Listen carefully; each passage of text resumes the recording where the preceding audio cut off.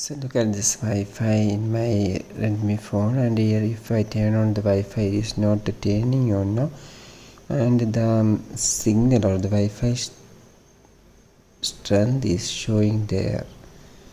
So if you look at this Wi-Fi emblem, you can see that it is not turning on now, but in the status bar the emblem of Wi-Fi enable is showing there. So what happened here? In this case, you must go to the settings of the phone, and from there you choose the additional settings. Here an option called developer option is there, and if this developer option is on, you must check for the demo mode.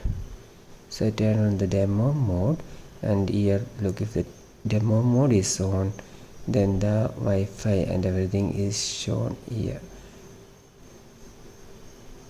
But if your Wi-Fi is off, then also it is showing that the Wi-Fi is on. So for disabling this feature, you must simply turn off this demo mode. Now you can see here